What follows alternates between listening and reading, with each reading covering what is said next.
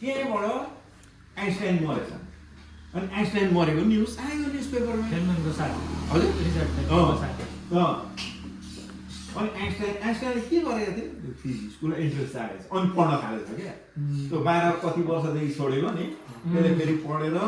ठ्याक्कै छ इन्ट्रेस्ट चाहिँ हो क्या इन्ट्रेस्ट भएपछि नि असाध्य छैन क्या सकिन्छ इन्ट्रेस्ट हो नि त इन्ट्रेस्ट त्यो ससिकिन भन्ने त पहिला अब म्याथमेटिक्सको राम्रो ज्ञान भएको अनि पछि चाहिँ फिजिक्समा चाहिँ स्ट्याटिस्टिकल उयो पढाउँछ स्ट्याटिस्टिकल मेकानिक्स पढाउँछ त्यो भनेको सेउ खाँदै पढाइरहेको हुन्छ दामी पढाउँछ यस्तो यहाँ पाइबल छ होइन यति चाहिँ छैन होला कोही बेला बर्गर खाइरहेको हुन्छ जे खाजा खाँदै पढाइरहेको हुन्छ नेपालमा चाहिँ फेरि बुढो मान्छे भएले काम लाग्दैन भन्छ नि ती बुढाहरू चाहिँ नि कति धेरै काम लाग्ने भएर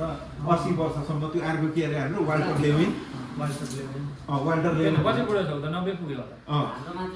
पढाइरहेका छन् तिनीहरू अब मतलब मरेको दिन मात्रै छोड्ने जस्तो गर्छन् क्या त्यो हुँदैन भन्ने छ अनि ठुल्ठुलो मान्छेले भेट पनि दिँदैनन् अब मेरो साथी एलेक्स भन्ने सँगै आन्ध्र युनिभर्सिटी पढेको अस्ति नै उता युएस गयो फ्लोरिडा स्टेट युनिभर्सिटीमा पिएचडी गयो फर्केर आयो उसलाई त्यो के मिलेन होइन फर्केर आयो उसले त्यहाँ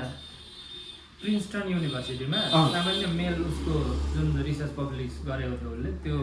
फरवर्ड गरेको रहेछ त्यो प्रिन्सटन युनिभर्सिटीको चाहिँ एकजना प्रोफेसरलाई ऊ नोबेल लाउरेट हो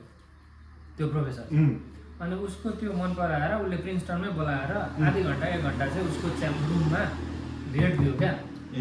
अनि 1 to 1 दुईजना मजाले गफ गरे सेल्फी खिचे अनि त्यो बुढो 90 प्लस को